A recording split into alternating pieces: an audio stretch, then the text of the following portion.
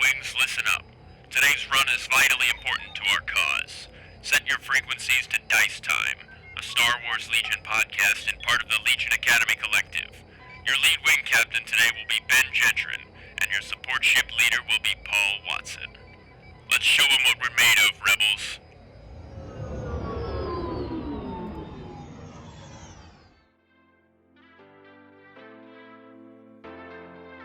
Hello, everybody. Welcome to Dice Time. I'm Ben Gentrin. I'm Paul Watson. And we are still on Tatooine, believe it or not. So, I know we said that we were getting rid of all of our stuff, or getting it all packed up and getting out of Tatooine finally, but on our way to the spaceport, we got some news that the previous daimyo, Bib Fortuna, has been killed, and there's a new daimyo, and we need to pay tribute. Because if we don't pay tribute, whoever this new guy is going to hunt us down and kick our ass. So, some tough customers are in charge of Tatooine. So, I'm not going to cross them. I don't know about you, Paul, but, I'm going to get tribute ready. Yeah, I'm just worried about finding something that's going to be worthwhile for this new daimyo, because, I'm not going to lie, we got a lot of junk. Yeah, but if we can pass off good junk, they might take pity on us, you know. They might know this is the best we can afford to bring them. Hopefully we can find something worthwhile for this new daimyo. In the meantime, while we're looking around, I figured we could talk about, this is our first new episode of 2022. So it's a new year, technically, for Dice Time. So, as is tradition, we're going to kick it off with celebrating new things. So we want to talk about, there's a new season of, I was going to say a new season of Team League, but then I thought, there's also a new season of the Book of Boba Fett, so that's always fun. That's just general Star Wars news, though. It's been very enjoyable, though. I hope everyone's enjoying it and watching it, liking it. Well, and then, like I said, Team Lackluster is back with a new season of Yavin-based Team League. And then our main topic today is going to be talking about getting new players invested in Legion and getting new communities set up. So it's just a bunch of new, Paul. Yeah, absolutely. It's good. Good way to start the new year with some new things. Exactly. We're technically in February when this episode will be launched. So we're only a month behind on making New Year's resolutions. So I think that clears us. We don't have to make any resolutions and break them, right? I'm good with that. I've never been good at keeping them. All right. Well, all right. So we're going to go ahead and just dive right into today's first little subtopic. Just talking about Team League is back. It was a big thing we talked about on the show last year, Paul, was just Team Lackluster and loving the format of having a Team League, getting 4 of your closest friends together, along with yourself, to make a team of 5, and just playing what felt like cooperative Legion in a way. Yeah. Yeah. It's fun. I like the format. It's good. This one, I know we've been, it kind of like hit us really quick, right? Yeah. the chat was silent for a while after we finished the last season, and then all of a sudden here a few weeks ago, it was like, hey, you guys still want to do this? And then it's like, okay, we're starting right now. Bands are in 2 days. Right. Ready to go. And I think like just the timing of it, I will say for me personally, I love the format. I want to play more of it. The timing of the start was just not ideal. Yeah. In my book, like it's really close to the holidays. I've been really busy with stuff. So some of that excitement is not as much as, you know, when it was in the summer and I had plenty of time to right. Arrange things and didn't have all these like holidays and things, you know, going on and family stuff.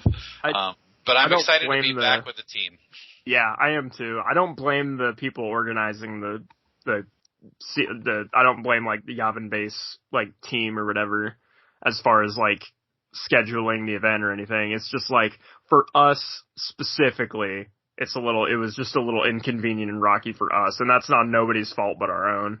Right. Just the general timing of the year. Yeah, and I think that they did a good job waiting till the new year. Like actually waiting for all the holidays to be over. It's just, some people have more things going on. We just had more things going on the weekends, and so like the first, we had a family thing come up, and so the first week was really hard for me to schedule my game. I felt bad for my opponent. Like I was like, hey, I really only have 2 days that I can do this. Like I hope you can, and so. Other than that, I'm excited to just play again, and for me, that in this past month of January, I moved. Yeah. I had to move, and like that's a lot. Right at the end of the move, thankfully, is when it started. So I was already like mostly settled in and everything and ready to go when the season started. But I was like, oh man, if this started any sooner, I don't even know if I would have had the time to even commit to Team League. But like now I'm like, okay, I can swing what I normally would have been able to last season now reasonably. Yeah. But yeah, so the move was fun. To quickly wrap up the Team League thing, we do have 2 rounds technically under our belt by time of recording. Our first round was unfortunately a wash. We were not able to come up victorious, but I mean, to be fair, we won the whole Hero League last season. Like we came out on top. So that meant that we were one of the top 4 teams, which got moved to Champions Circle, which is the top 8 teams basically competing for the right to stay in Champion Circle, or to say they're the best. We were considered, at least here at Team Lackluster, where we have trademarked average gaming. We are looking at Champion Circle as a win-win because we made it, which that's just brag enough. You can just say you made it. Good for us. If we continue to win, and we continue to stay in Champion Circle, then alright, awesome. Winning feels good. More bragging rights ensue. But if we lose, we go back down to Hero League, and we get to play with the masses, which is more fun. So it's kind of a win-win for us anyway. Yeah, no, I like it. I think it's one of those things, like you said, we weren't able to come away with the first week without getting into too much detail. We didn't even get to play all of our games.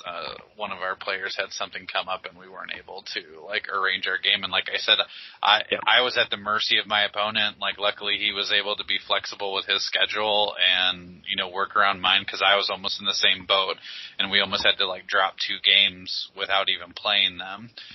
Which really sucked. Yeah, I mean, we went 2-2 in the games that we did play, so that was good.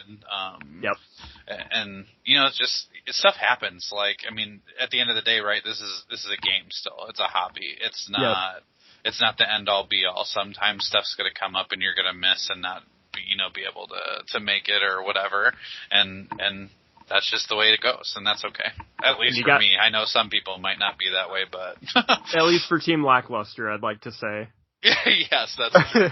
I'd like to speak on behalf of the whole team to say that we're not being super hyper competitive with this at all. We're just kind of casually having fun and seeing how far it gets us. Yeah, for sure. But yeah, our second round has given us a little bit of a mini vacation almost, because it's kind of like a bye for round 2, because I believe the team that we were going to play has officially dropped. Yeah. I don't know if I got all the details specifically correct from Jace, but I believe that's the case. Yeah, I think that they're kind of in the same boat that we were the first week, where it was they had a couple players that stuff came up and they weren't able to do it.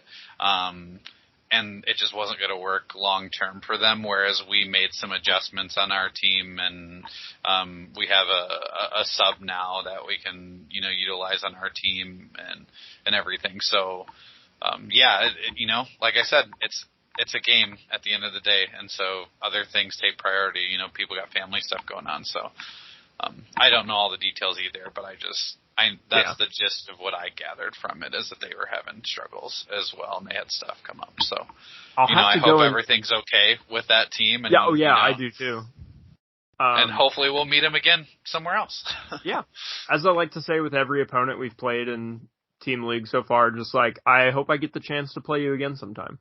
Yeah, I haven't had a really negative experience with anybody I've played. I mean, there's some issues with scheduling sometimes, especially when you're talking about crossing time zones and continents and things like that, and that can get a little. We played frustrating. Australia once. Yeah, yeah.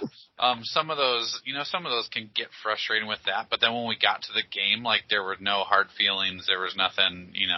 It seemed like everything went well. So I think everything's is good. Again, I'm like you said. I think I'm just looking at this as a win-win. I get to play with the group of people that I like, and that team format. We've talked to death about it, right? But I like it because it's not just about your game. You can cheer on your teammates and love hearing the recaps of like how somebody won or, how somebody took the game back or, whatever it was.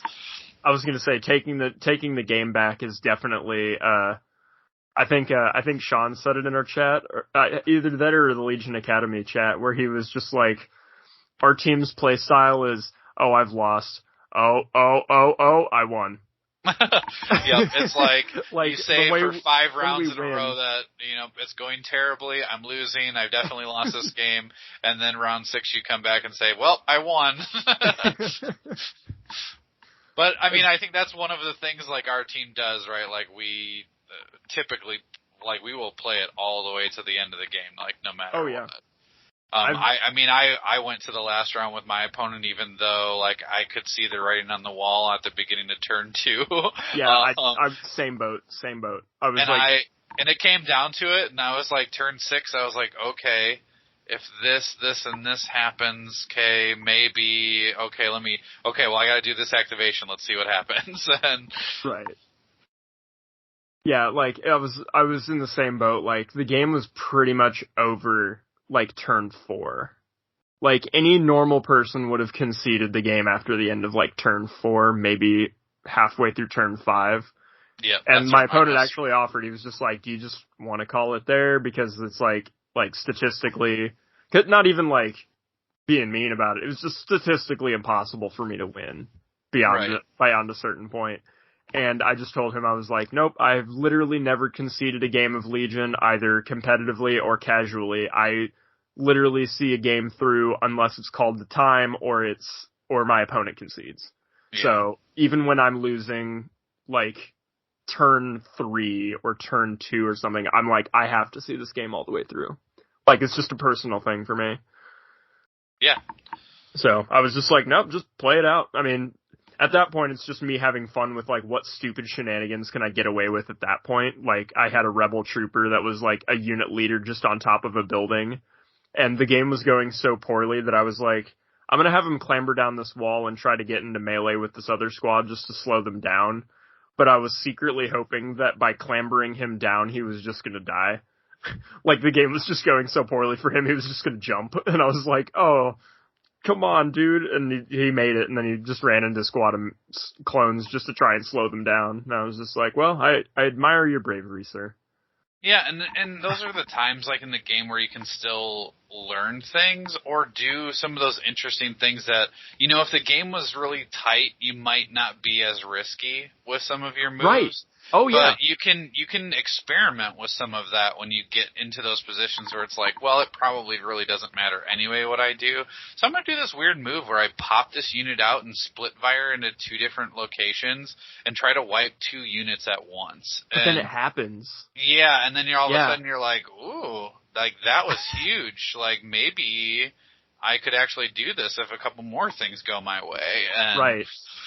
That's that's also one of the, like, fundamental reasons why I just, like, never concede a game early, because sometimes because I can sit there and go, there's no way I can win this. But then, like, if I start doing random stuff, I basically just try to do random stuff, but in a means of still trying to win, like trying to slow down my opponent from winning and trying to get me more points. I'll still do those things even though it's statistically not going to happen. because sometimes something will open up to me and I'll be like, oh, you know what? If this happens and this happens, I actually have a shot at winning, which is better than no shot. Because there was a game I played in Muncie, I vividly remember this game. I was losing like turn 2. Like, it was pretty much over turn 2 because it was basically going to be a game of kill points, and he had already had like a huge up on me and then had pulled back his army. And so it was pretty much over for that. But then like the actual objective, which me and my opponent both thought was like never going to happen, I realized I just started moving my dudes toward it, and I had some Wookiees who were able to like scale over stuff and get there like really fast. If I had started just bomb rushing the objective like one turn sooner, no matter how much fire my opponent put at me, I would have gotten there and I would have won. So like, yeah. Because literally for the rest of the game, all I did was like double move those Wookiees and get them toward that objective. And had I done, I think there was like turn 2 or something, I had like taken a standby with them and like standby dodged them or something just because I was waiting to see what was going to happen with the rest of everything else. But if I had just started double moving them from that point, I would have got them to the objective because the guy was like shooting other stuff the whole time. And by the time he actually shot all my Wookiees turn 6, he couldn't put enough wounds in to kill them all. And so if I had been moving that entire time, I would have got there. I would have won. And that resonated with me. I was like, man, never call a game early.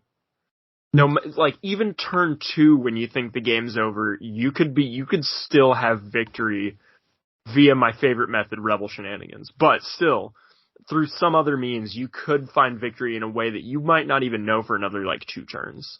Oh, absolutely. Like sometimes the dice just swing, right? Yeah, like and that's what I tell people too. Just like I could roll all crits and you could roll all blanks like these last 2 turns. Who knows, you know? Yeah, statistically it's not going to happen, but no. It could. but that's the reason I play Rebels, you know? Absolutely. Don't never tell me the odds. My 2 Star Wars quotes for my playstyle are Jin's hero speech that she gives for pushing the Scarif Beach, and then from the new trilogy, Han's signature, I don't ask that question until I've already done it. Yep, those are good ones. Those are good rebel mottos to stand by. Okay, well, slight diversion aside, I'm excited to go back into Champion Circle and see it through, whether we come out victorious or we go back to join the masses and we cheer alongside everyone else when we're out. Yep, it's a fun format for sure. Yep. All right, Paul. Well, I'd say that we can dive into today's main topic if you're ready. So, absolutely. Partly because it's a new year, and also partly because I'm in a new location with a new community. I think it's about time to readdress and talk about community building in your area for Star Wars Legion, especially, and you mentioned this in our like pre-call chat, especially now because now is kind of the time that people are kind of starting to re-spark their interest just after what would probably be considered a long hiatus due to the staggered release waves across the world. Yeah, for sure. I'd say that this is pretty much as good a time as any to start talking about getting your community together because the interest is going to start back up on the rise. At least in my local area, that's the case. Everyone was kind of taking a break due to not only due to like COVID reasons and anything like that, but mostly due to like the staggered release of this last wave of Yoda and the Wookiees and the snail tank and all the fun Kashyyyk stuff. Definitely because of the release of not getting that stuff on time and then no real news or any releases or anything. The area, as far as I could tell, has pretty much went into like a hiatus from what I've gathered. in case anyone doesn't know where I'm talking about, I moved from Bloomington, Indiana. So I'm no longer in Indiana anymore. I am now a hop, skip, and a jump away in the next state over. So we are now, my station is now set up in Dayton, Ohio. So I'm now an Ohioan, I think is the term. I couldn't tell you. It's super weird. No, I've tried to hear it a few times, and it sounds like Ohioan, and it's weird. So I'm just gonna stick to being a Hoosier at heart. Well, and I think the funny thing is that you are still about the same distance from me, even though you've moved in the state away. I was gonna say, so I have a new local game store. Because I didn't really have one in Bloomington because there wasn't really a Legion scene going on, and by the time I was ready to build one, I knew we were going to be leaving soon. So I didn't want to and it might be selfish, but I didn't want to put in all the work and then not enjoy it. You know what I mean? Like I wouldn't get to enjoy the fruits of my labor. Which is, it might be selfish to say, but like at the same time, it's like I want to be a part of the community that I'm kickstarting or that I'm putting work into, you know? I don't want to like start it and then leave it up and dry. Well, and that's one of those things that, I mean, we can talk about more like as we go to, the commitment that you put into a community can be really quite a bit. And so then to feel like you put in a bunch, it's hard to, even if you got a community started, but then you left it, it's hard to feel like you accomplished something if you're no longer a part of that community. Yeah. Because you don't get to, like, reap those rewards that you put in. So it's difficult. Not to say that building a community is strictly for the purpose of reaping the rewards of it. It just makes it feel better and show you that you're doing a good job. Absolutely. Not to say that I only would do a community build to do that, because it's really for the community. It's for other people to get in. But I was just like, I'm going to also kind of refocus my life on, my work and my stuff at home and like focus on that stuff rather than put all this work into a community that I'm not going to be a part of. You know what I mean? Right. So with a combination of things, I was reluctant to start a community, and I tried a couple times, like, further back, but then I never really put the time and effort into what I've seen here. So here in Dayton, there's a good amount of game stores here, actually. The closest one that I've kind of considered my new, like, home store to be is called Game Haven. And I say that because it is literally 3 minutes from my house, and I was like, they play Legion there. It's 3 minutes from my house. Sold. Yeah. I was like, it's done. I'm calling it there. That'll be the end. And I went, and it's a pretty nice store. However, as Paul was saying, I'm still about the same distance away from him. I'm also the same distance away from Muncie, so I am still monthly making the Muncie trek. And I've expanded the Muncie trek because when I moved here, one of my best friends, Caleb, who I'm hoping might be able to come on the show soon. I think I've talked to him about it because he's a brand new player to Legion that is one of the reasons also why I wanted to talk about like a new community and getting new players into the game. Because when I moved here, he was like, he told me before he was like, if you move here, he's like, I will have literally no reason to not get into Legion and not go with you to Muncie and not collect and build this stuff, because now you'll be literally 10 minutes from my house and we can, and I can do this hobby with you and have you right there. So holding true to his word, when I moved here, he's now constructing his droid army. Nice. So, but yeah, I'm still doing the drive to Muncie every month because it's, yeah, like you said, the same drive. And I was like, sweet. That was the selling point. But yeah, so the community here, as far as I can tell, like, so if you're somebody new to an area, you can find out by going to your local game store if there's already a pre-established community there. and then the rest of the tips we can talk about are going to be community building. But if you're looking to get into a community, it's kind of daunting if you move to a new area where you don't know anybody. I can absolutely understand that. Although if you have a game store that's near you, or one that's not too bad of a drive, you can check out if they have a website. You can look and see if they have a scheduled Legion night or whatever game you're playing. You can look and see if they have that, and if so, just show up on that night and just see where it goes. I saw that the Game Haven store already had a Legion night.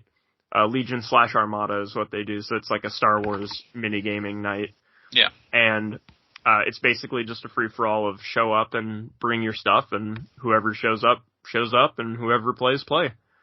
So there's a little bit of a fluctuating community here that was already pre-established when I got here. They had just gotten to setting up like Discord servers and stuff to get communicating. As far as I can tell, the Discord servers seem relatively new, but the community has still been there. But it does fluctuate a little bit because this is we basically live right next to an Air Force base, so we constantly have and also a college, so we constantly have people cycling out for that reason. Yeah. At least as far as I've been told. So, but getting to a new area, you can check out your local game store, check out if they have a night already, like was the case in my circumstance. I just showed up and met a couple of the people. I told people on the Discords that I was going to be there that night, that I was new to the area, and that I was going to bring stuff, and I've been there 4 times. I've been here 4 weeks, so like a full month. And the 4 weeks that I've went there, I've seen more people each time. Last Thursday when I was there, it was literally a full house. Like every table was being used. The first week I went there, it was literally, there was one game happening. 2 people showed up to play a game, and then there was me, and maybe one other guy. And I don't think I played. And then it progressively grew over the next 3 weeks, and last time I was there, like I said, it was a full house, and I was pretty happy. So, that's the case if there's already a community for you to join. That's awesome. If you're gauging interest, go to that night. Even if you don't have anything, like if you want to get into Legion, just show up on that night, and there will most likely be somebody who wants to get you into who wants to get you into the game because that's their passion and they want to get you in. I was going to say, Paul, we've both done this several times, like you want to get people into the game because you want to expand your hobby. You want to have more people to play with. You know what I mean? Yeah, absolutely. And even like you were saying, just show up that night, because even if someone does not have the stuff to do a demo game with you, like you can watch a game happening and learn from that. Right. And most of the time, too, if you're hanging around and you're asking questions about the game and you're interested, if, there's some people who are willing, which most of the time there are people who are playing at a store. Because if they really didn't want to be around other people, they would have just played at their house. That's true.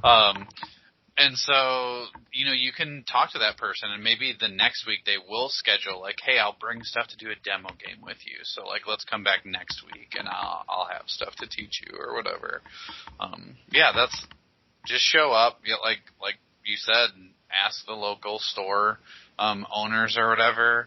I mean, I went through a similar thing that you're doing to now for a different reason, because my normal game store that I went to shut down during this COVID era, and I had to change and go over to a different game store. So I had to learn a whole new place and what they offered, and so I just showed up and I started asking some questions. I was like, hey, what kind of games do people play here, and when do they play them? And ask those questions, show up. That's what happened for our community. The same, we're pretty similar. The community up by me, it's Monday nights are the Star Wars night, and people are there playing Legion, Armada, X-Wing, whatever Star Wars game that they want to be playing. Mm-hmm. And we have Facebook pages. We have Discord. We have a Discord for like all the games in the area, and then each game also has their own little like Facebook page. So there's multiple different ways to get a hold of people to schedule games and check and see who's going. And there's usually one person roughly per game that sends out a message every week and just says, hey, who's planning on being there? And you can kind of, schedule games and judge interest because some people travel, and so they want to make sure they have a game when they show up. Right. We're not all lucky enough to be 3 minutes away from our game store. Like it takes me about a half an hour to get to mine. So I want to make sure that I have something to do. A game set up. Yeah. Yeah, the main thing, if we were going to, like, hit bullet points here, like, talk to your store leader is important. Like you said, commit to the day that you're showing up. That's the big one that I wanted to drive home with that is, like, that is crucial for what you just said. People who are, like, iffy on wanting to go, like maybe they're going to show up and they're going to have, I've had those days where you show up to a game store to do something on a specific night. Like I said, it was like my first week here is what I basically had that. Like I don't think I played anybody that first week. I think I just sat there, for pretty much the whole time and, didn't really do anything. I think maybe I played like half of a demo game with a guy, like right at the end. But I remember for the first several hours, just like, for the first like 2 hours, just sitting there, like not doing anything. A couple guys came and played Armada, and I was just like, yep, don't own that, so can't do that. But committing to showing up then guarantees that other people who don't want to experience that won't. Because you'll be there, and that follows into what you were starting to talk about there, which is setting up some kind of like communication line with the local area. Absolutely. So if you're building a community or you're looking to further one that's already there, you are going to want to have some kind of communication network set up between all the players and the people who are interested. So I was lucky enough that when I got here, Game Haven, the game store itself, was starting up its own Discord server. Like they had gotten it set up, I think maybe like a week or two, like over the holidays, they set it up like right before I moved in. I was like, wow, this furthers that I'm in a simulation and nothing happens unless I'm looking at it theory, but okay. But they had just set up their Discord server, and so I got in on that, and they had it organized by games that people play. But then there's also just a Dayton Star Wars community, like a Star Wars minigaming community. So there's a Discord server that was set up for Armada, I think X-Wing. X-Wing's not big around here. I think X-Wing just kind of died in Dayton. Yeah, it's not big up by me either. Yeah, I was gonna say I'm worried it's just dead. I never played the game, but I always liked the people. So I'm sad if that game is just totally dead, but I mean, I'm glad Armada's still strong. I would have, if you asked me 2 years ago, I would have said Armada was dead, and not coming back. But it's actually pretty strong out here. But and I think that's one thing to like lump in with other games too, right? Like if they don't have a Legion night, but they have an Armada, X-Wing, whatever other Star Wars game night, like see if you can come that night and play a game, or even just bring enough to set up a little skirmish table and like set everything up and have it there. And then lots of times other people, I mean, like there's plenty of us, right?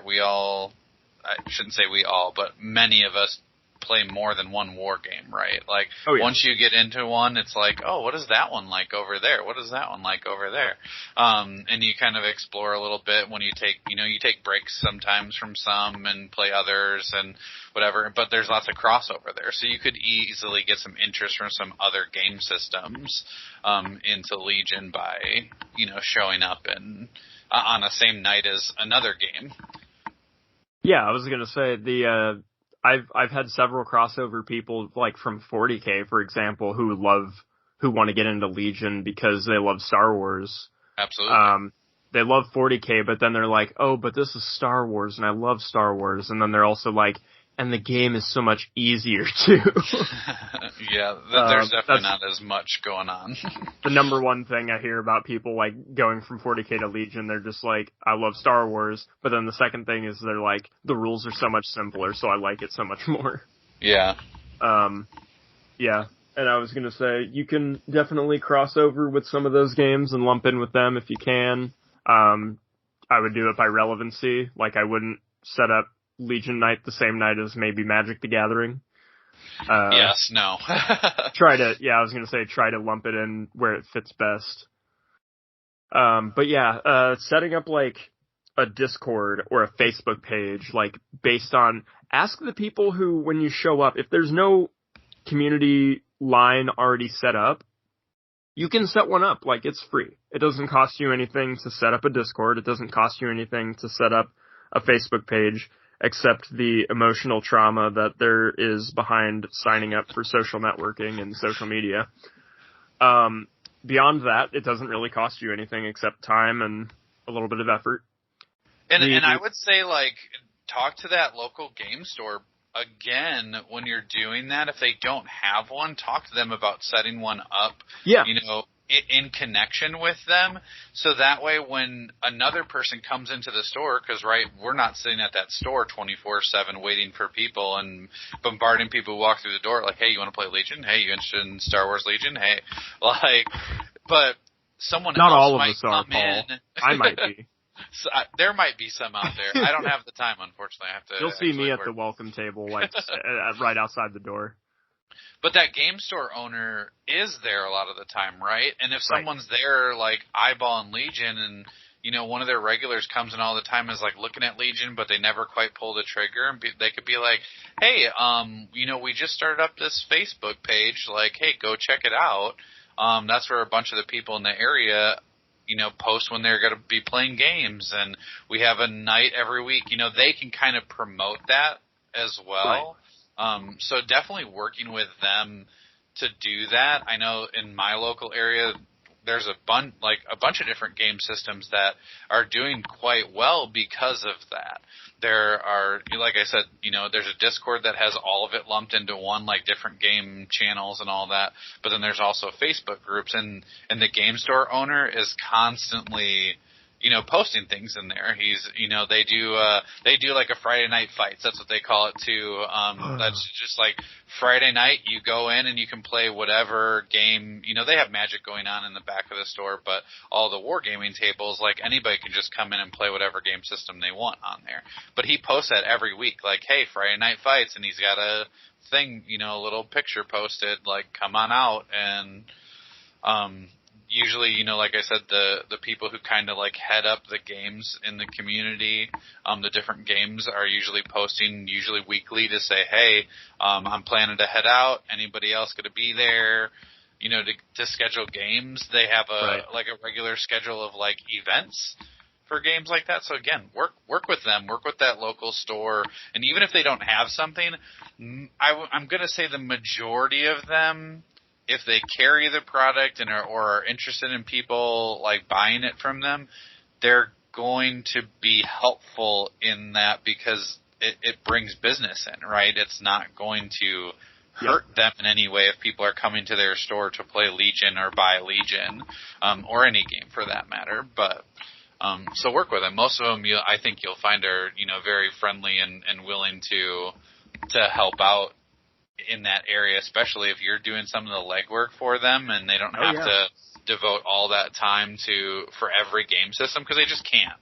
They just can't devote all that time to every single game system. So, like, my local community, like I said, there's someone that kind of heads up each game, and so they are the ones who run the tournaments when they come up monthly. They're the ones who are sending out, like, that weekly reminder, like, hey, anybody coming this week, or setting up games or those kinds of things. So, yeah. Yeah, I agree. Most of the time, that's going to be the case with your local game store. And Paul, we might also ask, Paul, I'm somebody who, I hear what you're talking about. I hear what Dice Time's saying. I got to talk to my local game store, and I got to work with my local game store's leader in order to get some of this stuff done. But Paul, my local game store, and this is not me speaking as me, because this is absolutely not the case. This is me speaking as one of the listeners who this applies to. Paul, my local game store doesn't give a crap about me and doesn't care about my game, and they don't care about life, and they're just working the 9 to 5 job, and they hate it, and they don't want anything to do with the games. What should I do in that situation, Paul? Gosh, well, that can be challenging if you have someone who's not super motivated at the local game store. And it's a realistic thing that happens. I can speak from experience. It really is. And sometimes you might have to be that person who steps up and is that enthusiasm for a game if the store owner is not, super interested. I know I've had that happen before too. It's the store owner wasn't super interested in carrying, a bunch for the game.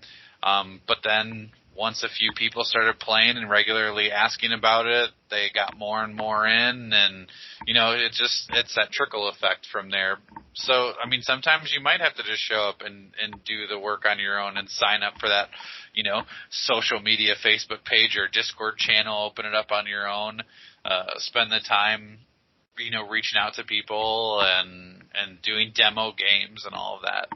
Exactly. And I think you can also, if you look at some of the bigger communities like the, Legion Facebook page, and places like that, you can reach out there and find some people in your local community who maybe have been looking for someone to play with for a while and just didn't know anybody was in their area. I've had to do that with games before too, where I felt like I was the only one in my area who played a certain game, and then all of a sudden there was, 5 or 6 people out of the woodwork who were like, oh yeah, I've been sitting on all these models too and haven't had anybody to play with, and you were all sitting there the whole time and nobody knew each other. So yeah, reach out to some of the bigger communities too, because there's someone else who's probably in your boat and probably not too far away from you.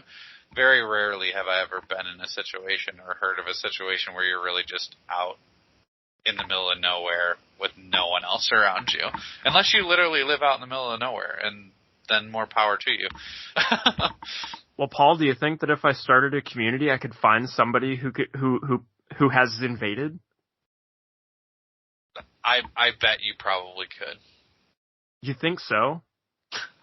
Man, I think so. Dude, I was going to say, it's statistically not probable, but if that actually happened, if I found out that someone else in Dayton actually owned his invaded models, I'd probably lose my mind.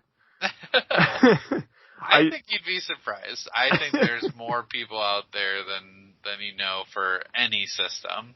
That's fair. I had another game system that I had been sitting on for years, and all of a sudden found out a bunch of local people were interested or had stuff or, were in the same boat as me, and now all of a sudden, my game store is running a night where they play that game too, and it's just like, wow, that happened quickly. I've tried setting the groundwork for that exact thing. I've tried setting the groundwork for that in Muncie, when I can finally get a day to talk to the store owner, because the last 2 times I've been there, he hasn't been there.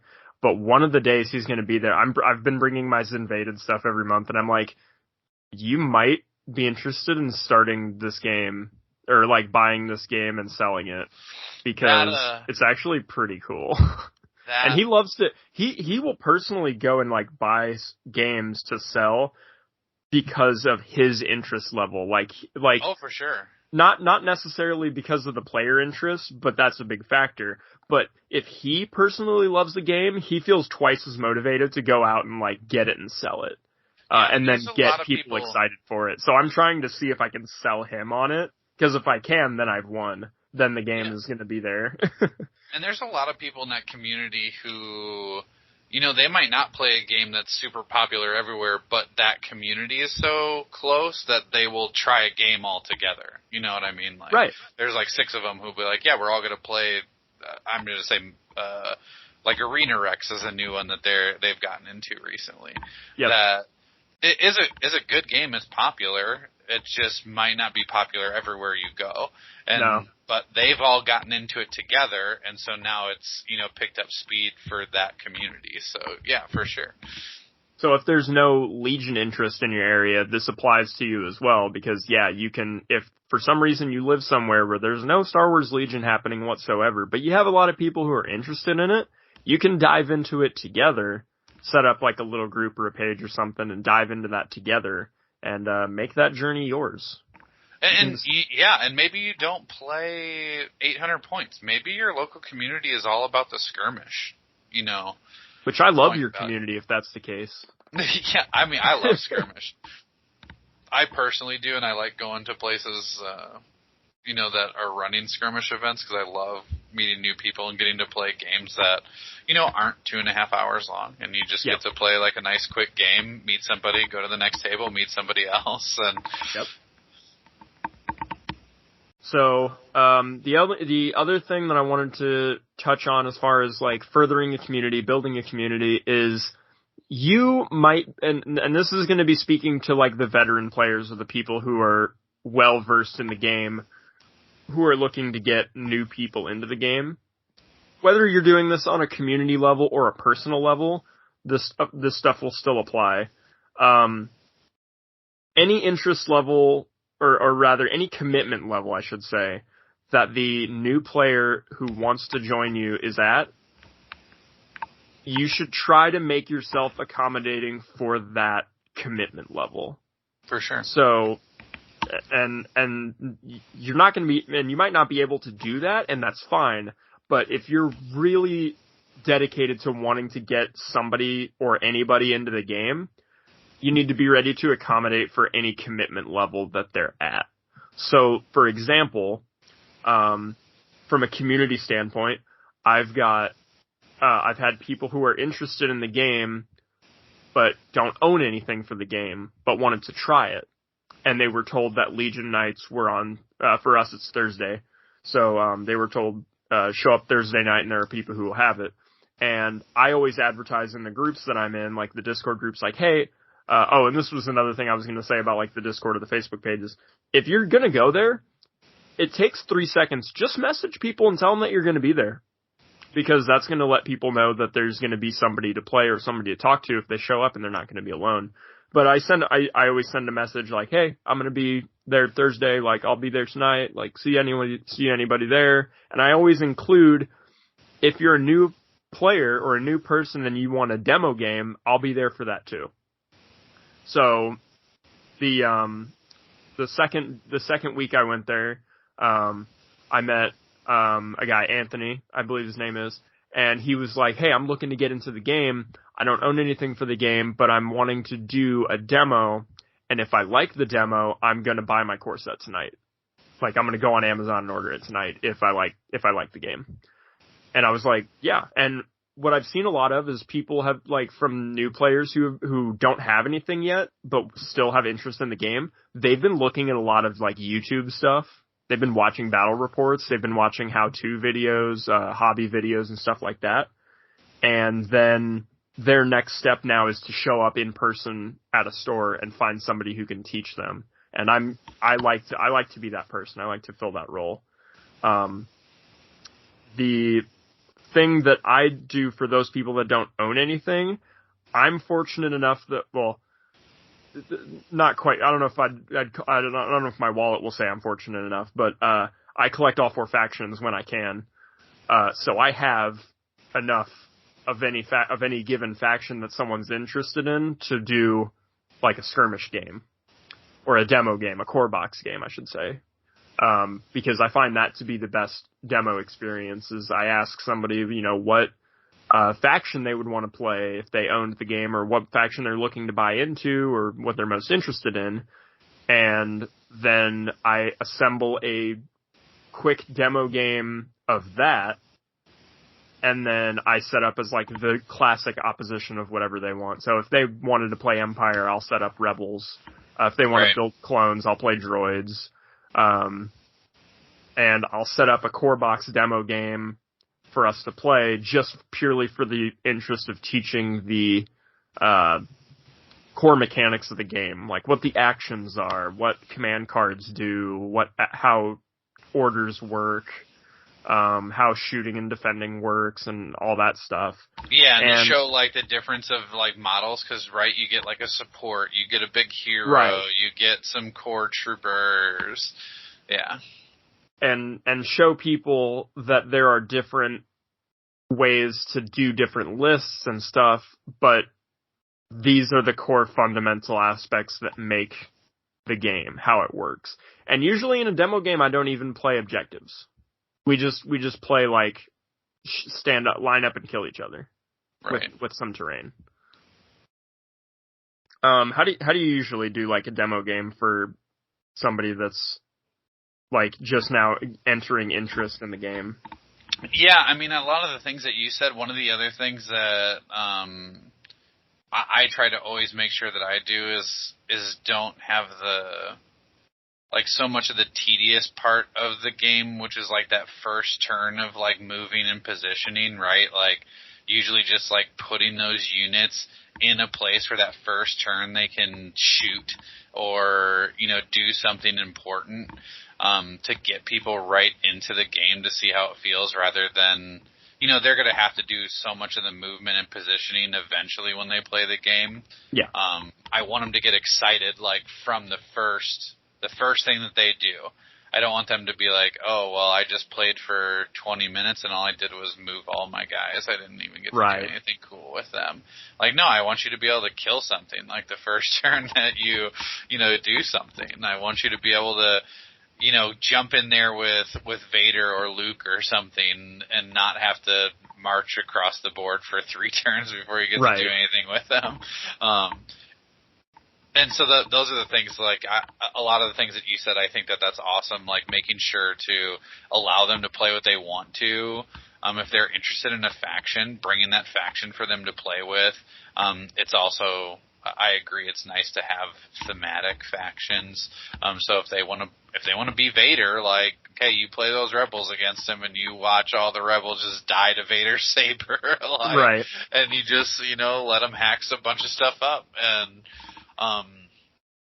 yeah, I think those are, like, really big keys for getting people excited about the game, and I get excited about that too. I know not everybody's cup of tea, you know, is, like, teaching people, you know, a new game, but there are plenty of people out there who will enjoy just showing someone the ropes, rolling some dice, having fun, and I think that's probably the thing that I try to keep in mind too, is when I'm coming to do a demo game for someone, is I'm not trying to be, you know, super competitive and you know, do the best move all the time. But man, if it feel that rule of cool, right? Like, if it feels cool or it's something that would be very Star Wars in nature for your unit or your character to do, like, do it in that demo game, because it's going to be fun. Like, yes, is it the best thing to just have Obi-Wan and Grievous just lock in a duel forever? Like, no, in the actual, you know, Legion game, you're probably not going to want that every game. But, man, for that demo, that's what you want, right? That's in the movies. You want to see Obi-Wan and Grievous fight. So you want them to have that opportunity to run at each other and have that epic duel, if that's what you want. Or you want to be able to, you know, reenact that scene from the end of Rogue One, right? Where Vader goes through and is just chopping through Rebel troopers. Like, it's fun to be able to have those, like, cinematic moments on the tabletop and get people to see, you know, how cool the game can be. Because how many games have you had where it comes down to, like, one epic dice roll at the end, and it is like a Grievous versus Obi-Wan or something, and you just need Obi-Wan to live this one more turn, and that'll be the game. And Grievous is rolling his tons of attack dice, and then Obi-Wan's rolling to block them all, and you know, it gets epic. Everyone gets on their feet, and there's cheers and stuff that go on. I mean, that happens super frequently in games that I've played, and it makes it feel very much like Star Wars, right? Like and we even talked about earlier in this episode that, you know, you have those swings, right? That's why you don't quit in these games, because especially Legion, I feel like, lends itself to those comebacks. Like, dice can easily go in a different direction. Yep. It doesn't take much to get back into a game. A couple good attacks here, a couple poor defense rolls by your opponent. There's all kinds of stuff that can change the swing of things and get you excited, or even, like we talked about, even if you're losing, but man, you get to wipe that squad with one shot. That feels good, no matter how bad it is. Exactly. And I definitely want to speak to that as a quick little sub point of teaching styles. And what you said is basically how I will teach a game as well, is if I have a new player who's just wanting to learn the game, or has maybe already got some and is like learning the ropes. Now, this is the segment where it's going to be case by case basis, person by person basis.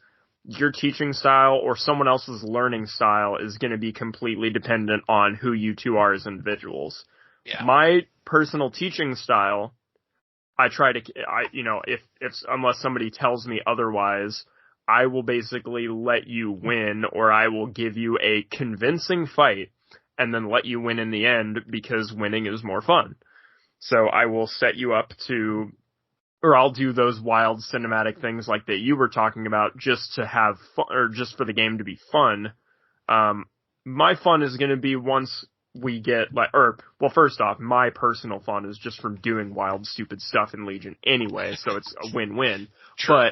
But my other source of fun is going to be once you get the hang of the ropes and we're playing for real, where we have those games like that, where it's going to come down to one epic dice roll because we're both playing at a similar level, and those actions are going to happen. So for right now, I'm just going to be kind of giving you a convincing fight, or giving you some fun, so that you have your interest piqued, and then you kind of continue snowballing from learning stuff from there until you get up to a normal playing level. Right. But for the interest of the demo game, I will just, I'll get my dudes to do some kind of shot. Might not be statistically best. All of my gun people will probably avoid all the lightsaber people, because I want those two lightsabers to clash. That's my goal in a demo game, is I'm like, I don't feel like the demo's completed until our two heroes at least take a swing at each other and see where that goes. I'm like, then the demo can end if you'd like. Otherwise, we play it out if you'd like to as well. But I usually am like, my demo ends when you cut me with a lightsaber, and then that'll be that's like a good point to where I feel like you've learned the basics and you've had what could be the peak amount of fun. Otherwise, we keep playing it out and we see how the lightsaber duel goes, maybe we just follow that or something. But and that's one way to teach, is you're just going for the cinematics, or you're just going for letting the new person win in an effort to get them to have more fun with the game. And it's not necessarily deceiving them, because you're really just teaching. You're not playing a game, unless, of course, you're going to do what is another teaching style that I'm going to bring up, because this is, and not everybody learns like this, so definitely do not stick this on somebody unless they ask for it. They absolutely need to ask for it. But my buddy Caleb, his first real, we did demo games like that, but his first real game of Legion, I was still in the mindset where I was like, okay, I'm not going to do everything super optimally. I'm not going to play my very best game, because I'm still more well versed in some of these tactics and some of these things that I would do more than he is, because he hasn't had the experience. And when we were setting up, he was like, by the way, please play your absolute best game against me and don't hold anything back. And I was just like, what? Yeah.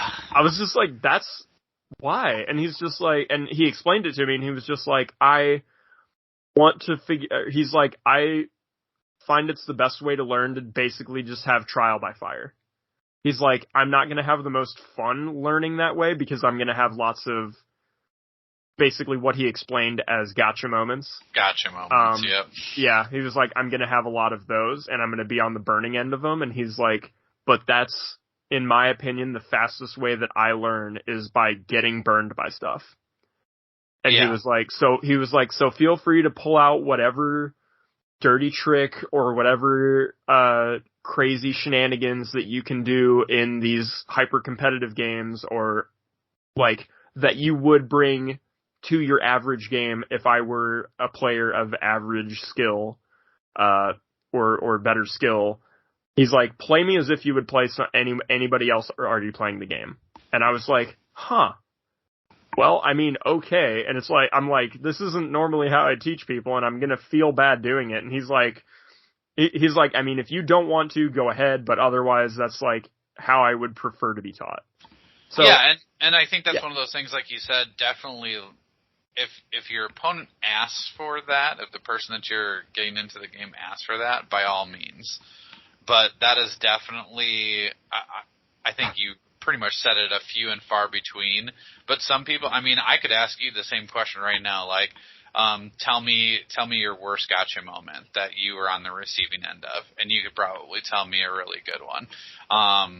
Just like I think most of us who play games are gonna, you're gonna remember that time where it's like, oh yeah, this one person, they really got me on that, that force push shenanigans into a bunch of, oh yeah, a dead unit or something like that, but that's how you learned how to use force push, is by someone using it against you and they were really good at it. Right. It's one of those things that doesn't feel good, but it's definitely one of those things that's where I feel like you learn, is when you have those hard lessons, right? So some people really want that, like just hit me with all of it, and I'm gonna figure out a lot more that way than you being like baby steps with me. It's gonna take too long, and I'm not gonna be super interested. Like, I need you to ramp this game up real quick for me. And some people want that. Some people want like a basic demo, and then a hard-hitting, fast lesson of all the craziness that you can do. Right. And then they start to put it all together. And I've seen some people who are like that. You give them a demo, you give them one where you just stomp them into the ground with all the craziness, and then, a couple weeks later, here they are coming back, and they give you a really tight game, and you're like, dang, like, you came along fast. I was going to say, actually, that I have mad respect for people that wish to learn that way, because Absolutely. it doesn't feel good, but they learn fast. Those are people who like are committed to the game, or who are committed to being good really, or getting good really fast. And actually, I'd probably like to credit Caleb as probably being like the fastest learning student that I've ever like taught the game to, because he got really good just within the first game we were playing. And he was doing stuff that like I didn't even think you could really do, because he's always asking about like the extreme boundaries that push a rule. Absolutely. Like, can I do this? Why can't I do this? Can I do this? He's constantly asking questions to complete his, I'm not going to say his eidetic memory of the rules and his database, but basically, yeah, his database of knowledge of the game. He's asking questions and getting burned on stuff because that's the fastest way to get his answers. And it's really cool to watch somebody learn, regardless of your teaching style. It's really awesome to watch somebody who previously didn't play the game get to a point where they're really a really fun person to play against. For sure. So yeah, even on a personal level, if you've got somebody who's ready to play the game and is ready to jump into it and start buying stuff, and they're just looking for the right things to buy or the right things, I usually try to guide people in the direction of like, what are they interested in? Do they know their favorite Star Wars character that they want to play, or their favorite vehicles or troopers in Star Wars that they want to pursue? And that's another question of following up like that interest level. So like that guy I was talking about earlier who's like buying into clones, he was like, so what should I get next? And I always see it all the time in the main Legion group as well, just like people asking, what do I buy next? Like, what should come next? And that's, again, going to be a case-by-case basis, but, like, as a somebody who is coming to you with that question, you want to know if you know the ins and outs of the game, you're going to be able to provide them with an answer, like maybe suggesting to them if they can swing it, another core set used to be like the go-to answer, but I still feel like it kind of is. Like, some people have said, like, it's not the go-to answer anymore because there's stuff like skirmish where you're not going to need quite as many core units, or there's vehicles and there's stuff that costs a lot of points that you're not necessarily going to need all this extra stuff for, and you don't need to drop another $100 on another core set. To me, it kind of still feels like you should. This is my general rule of thumb. If there's 2 things in a core set that you're going to buy at some point in the future, just buy a core set, and you're saving more money. Like, if I bought a Clone Wars core set, and I knew that in the future I was going to buy another Phase 1 unit, and then, like, another Bark Speeder, I would just buy a core set. If I were going to start a clone army, and I knew I just wanted all Phase 2s, but I needed one more Bark, then maybe I would just buy that extra Bark. But if I wanted to, say, get a Bark and then buy a box of dice, that's 2 things. Now I might as well buy a core set. Yeah, it's good to have some of those extras like the dice. Like, it's nice to have another set of those. It's nice to have extra, like, range rulers and movement tools and stuff like that. And I would say, like, to go back to, like, what people are interested in, too, is kind of knowing the difference of what, especially, you know, when we're talking Legion, what the different armies feel like to play. Because if you have someone who comes from another game and they're very used to, like, a really, like, low model count elite unit, and you give them droids, they're going to be like, they hate it. What are you doing to me? Like, they're going to want clones or Empire, right? They're going to want the beefy units that, you know, their basic troops have the heavy armor that can stick around a bit longer. Or, again, the opposite side. If someone's used to having a swarm list, they might really enjoy droids. Exactly. Whereas they might not feel as comfortable playing clones, who are a very, like, elite, you know, much fewer model count, that kind of thing. So, like, know the ins and outs of the factions a little bit, too, when, you know, you have people in your local community who are asking those questions, or, you know, might be new and might know some other games but not quite understand how Legion fits into those other games. Just knowing some of those basic things about, like, the play styles of each faction, so at least you can give them an idea of what they might like. So if the Space Marine player comes to you and says, I love the CIS, tell him that they don't play anything like his Space Marines, and that that they play closer to, what are they called? The Tyranids, maybe? Tyranids? Yeah, I know, like, nothing about 40k. I know next to nothing about Tyranids are like the Zerg, if you're going to, like, a StarCraft. Yes, like, right? They're like bug swarms is what they are. But they don't necessarily have to be. Like, you could just make 6 units of B2s. Right, or and that's your Space Marines. You got tanks, you got Maul, you got, I mean, now Magna Guards and the Spider droids, and I mean, like, you can play each faction in a bunch of different ways, but if someone is, you know, with their base troops, if they're coming and they want their entire army to be, like, high defense tanky stuff, the CIS is probably not that army. But yeah, then, like I was saying, if the Space Marine guy comes in and says, I love droids, just make sure that you, like, give him droids. Give the person what they want. Like, give them the faction they want, but then just let them know when you're setting it up what their play style is normally like. Like, these hey, these droids, they're gonna die. Right. Like, you're gonna outnumber me, but I'm probably gonna outgun you.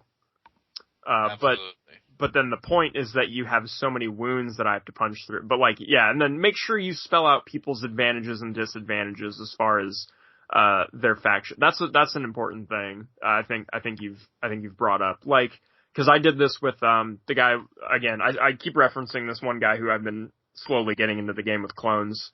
He's actually got his first 2 squads assembled of clones, and he's actually getting ready to paint them now. And Caleb's got his droids that he's been building, and he's getting ready to paint them soon, and it's going to be fun, and I'm excited for that. But one thing that I did was spell out for him, like, how clones normally play, not restricting him to that necessarily, but showing him why clones play that way, because in his first demo game, he split his 2 core units up, like, on opposite ends of the map. And I was like, you can do that, and I see, like, where you were thinking tactfully as far as, like, what they could do.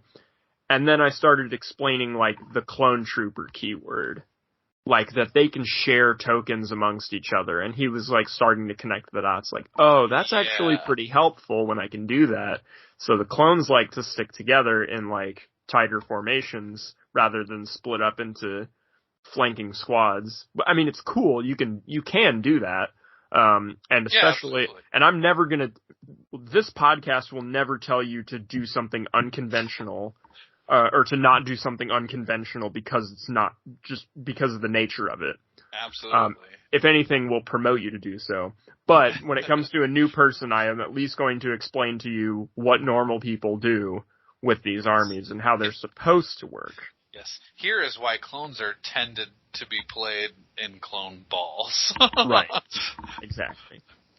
Oh, and that, speaking of, when I'm demo gaming the Clone Wars core set, and this is probably a good general rule of thumb, I tend to not even touch what Clone Trooper and Droid Trooper keywords are in that first game. In the very first game, if you have a new player who's wanting to learn what clones are or what droids are, and they're learning the whole game, like, you're teaching them how moves work, how attacks work, you're showing them the core fundamentals of the game. Do not teach Clone Trooper. Maybe teach Clone Trooper and Droid Trooper, but don't teach fire support. Like, don't even touch fire support. That's the big one. I'm like, don't even bother with that right now. Like, force powers either. I usually don't touch, like, any of those. Unless it's, like, something super basic, like reflexes. Saber throw. Right? Like, or saber throw. Yeah, saber throw on Vader, or, like, a force reflex is just to give you a dodge token. Just, like, super, super simple stuff. But, like, I agree. All the force push shenanigans that you can pull and all of that, like, just don't teach tactics. That. Save some of that. Don't teach tactics today. I know how I've seen it. I've seen people who were, like, teaching their first game to somebody, like somebody's first game, and they were teaching, like, how fire support worked. And now I feel like part of this is because this is actually when Clone Wars had just come out, so they were fielding clones for, like, maybe the second time ever. So they were just really excited to play clones. Sure. So they were just playing clones, and I was like, this isn't I was just watching, and I was just like, this isn't the greatest teaching experience. Like, just to full, like, 19 die boat somebody. That's not, I'm like, this is outside of how I teach people, but okay. Yeah, because clones, at that very low point, I mean, they have that potential to just wipe an entire unit just, like, off the board. Right, and I'm like, I'm not going to do that. Well, and too, just, I guess, knowing, too, the difference in the core sets, right? Because I feel like the tendency for the Civil War era, right, like, if you just straight up fight that core set against each other, typically, like, Luke wins that fight against Vader, right? Because Vader's double attack card is a little slower. So Luke tends to win that fight because he gets a double attack, like, right away. And lots of times can kill Vader before he gets to activate a second time. Whereas, like, the new core set with the droids and clones, the droids are at a significant disadvantage, right? When you put the point levels next to each other, the droids really need, like, a whole nother unit because the droids are so cheap to to equal out what the clones have in their core set, right? So it's like just knowing that too, and knowing where the deficits in the core sets are.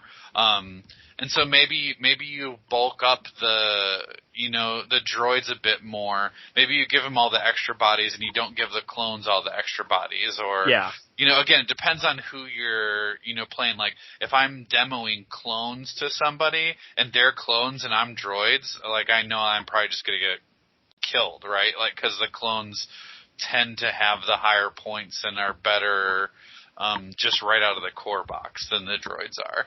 So the clones probably have a little bit of advantage, and I'm okay playing down, right? Like, I'm okay playing at that disadvantage.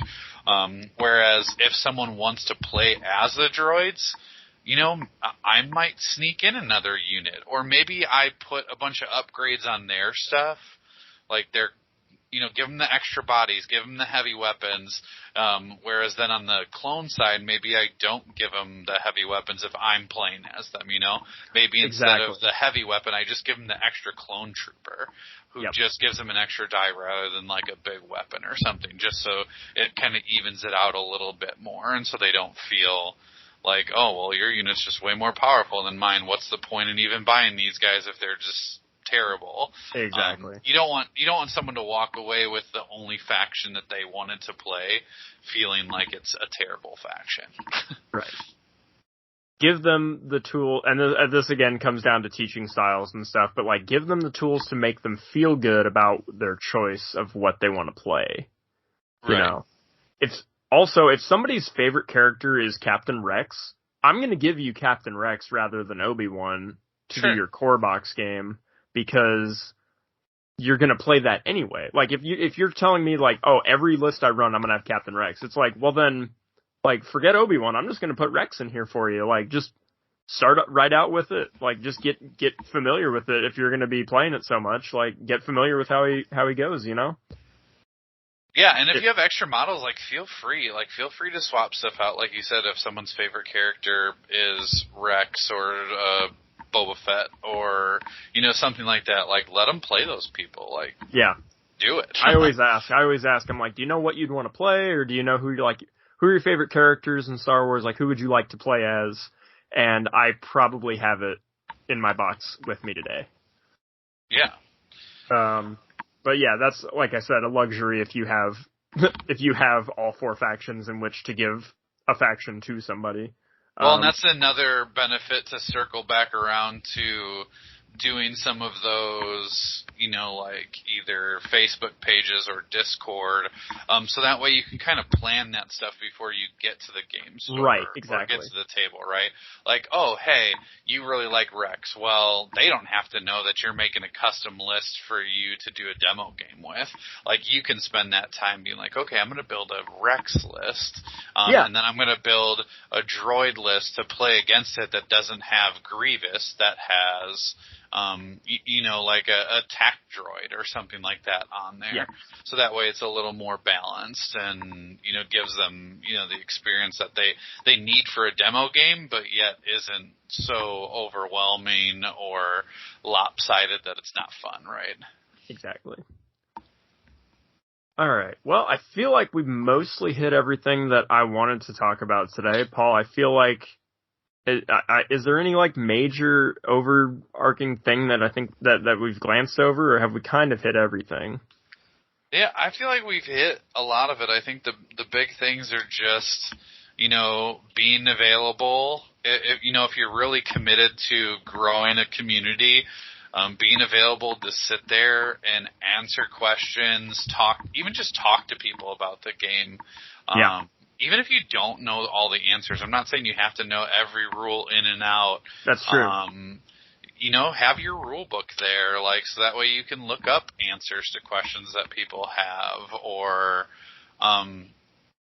just talk them through games or different rules or things that you've experienced that you really enjoy about the game. there's a lot of different ways to get people involved, but I think if you're looking to grow your community or start a new one, definitely, I think just spending the time is probably the biggest tip, I guess I would give. Sometimes you might sit there, I think like I said earlier, by yourself. You might be the only one that shows up that week, but you know what? You might not have a game scheduled and you might be the only one who shows up, but while you're sitting there, 2 or 3 people walk into the store that you had no idea were interested in Star Wars, but they see you sitting there with your, stormtroopers and rebel troopers and Luke and Vader facing off at a table that you have set up. And now they're like, oh, that looks really cool. Like, can you tell me a little bit about that? And then you get talking. And, I've had people who've walked in, looked at a game like that and ended up walking out with a core set. And so... Yep. There's all kinds, and so, put in that time and it really doesn't take a whole lot of effort, just time to sit there and be patient with it and talk to people who are interested and get them excited, because just like we are, right? We're all excited to move around our little toy soldiers and, pew stuff off the table, and we love it so much we can talk for over an hour about it. I know, right? And so, there are other people who are just that interested too. And Star Wars is one of the greatest IPs that exists. And there's a lot of people who are interested in Star Wars, and we'll be happy to talk to you about the game for sure. So. All right. Well, I think that's a good place for us to go ahead and wrap it. I was thinking we could maybe talk a little bit more about getting new players in, as far as if this is their first time doing a hobby, because this might be somebody's first war game. Sure. I'm pretty much everybody that I've been gaining the interest of learning right now, this is their first hobby. So we might actually benefit from, I'm going to see if maybe I can ask Caleb if he wants to join us next month, because during the month of February, he's going to be, we're planning his first visit to Muncie where he's going to be playing with his own army. And so this is going to be his first actual in-person event. And I was thinking maybe after that we could bring him on and see if he wants to talk about it, but also talk about the hobby aspect. So hopefully we can do that. And I'll probably talk to some of the other players that I've been getting to know in this area and just get their takes and what has helped them as far as getting hobby stuff down. So look forward to a hobby episode next month, more than likely, unless Shadow Collective drops next month. I don't know. Unless something wild happens in the next 4 weeks that we didn't expect in Legion. Then expect us to probably talk about that at the very least. Yeah, that's there's some fun stuff with that. It's going to be really cool to see some of the new players that have gotten in and gotten some interest going, and yeah, cool to have them on. And like always, you can reach out to us. Both me and Paul are on Facebook. We are in the main Star Wars Legion group, so you can reach out to us there. We're also on Discord. There you can find us in we're also, both of us are in the main Star Wars Legion Discord. We're not too active there, but we are there. There's a Legion Academy Discord that we're usually a little more frequent in, and just reach out, find a way to reach out to us and talk to us if you have any questions. If you have community-based questions or anything like that, if you want to ask us specifically, you can reach out to us with those platforms in mind. Otherwise, I think, what do you think about this, Paul, as our tribute? Do you think this would work, or is this too dirty? I mean, I think if we give it a little TLC, this might just do it. Yeah, I mean, I feel like this, maybe alongside this. There we go. Oh, yeah, I'm starting to put this together. I like that. All right. I think we might not get killed. That's all I really aim to do in life, is just not to get killed. Yeah, we might get to keep our heads for this little bit of time here. I truly can always brag that I have never died. In my entire life, I've never died once. All right. Anyway, I hope everybody had a dice time with us today. Hope to tune in with us next month to where we'll be somewhere else completely different and talk about the hobbying and all the fun stuff with new players. Feel free to reach out to us, like I said. And until next time, I'm Ben Jetron. I'm Paul Watson. Go out and make today even better. Good night.